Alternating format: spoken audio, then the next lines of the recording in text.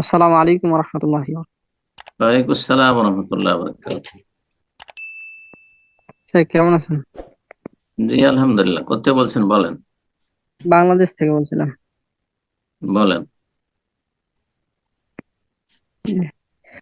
আহ, কোন মসজিদে ফরজ সালাতের নামাজের জামাতে শুরু হওয়ার সময় ইমাম অথবা নামাজ পড়ানোর মতো কেউ না থাকলে তখন আমাকে যেতে বললে আমি কি যাব? বিশেষ দ্রষ্টব্য বিশেষ দ্রষ্টব্য, মসজিদে নামাজ পড়লে নামাজ শেষে সম্মিলিত মুনাজাত করতে হবে, সেক্ষেত্রে করণীয় কি? যদি আপনার চাইতে যোগ্য কেউ না থাকে অবশ্যই যাবেন। অথবা আপনার সাথে যোগ্য কেউ আছে কিন্তু যেতেই চাই না ও, তো একজনকে অনুমতি করতে হবে। বেশি যোগ্য থাকতে কম যোগ্য, আফজাল থাকতে বেশি উত্তম থাকতে মাফজুল, হ্যাঁ, যে উত্তম নয় তার ইমামতি যায় সমস্ত আইম্মায়ে কেরামদের নিকটে। বোঝা গেছে না? তো আপনি দেখবেন যদি আপনার চাইতে কেউ সিনিয়র থাকে, দিন সম্পর্কে জ্ঞানী, কোরআন বেশি মুখস্থ আছে, কোরআন সুন্দর তেলাওয়াত, কিন্তু যেতে চায় না, অনেকে লজ্জা করে, অনেকে সাহস করে না বা যাবে না ও, তাহলে তো সারতে হবে কাউকে, তাহলে আপনি পড়াবেন।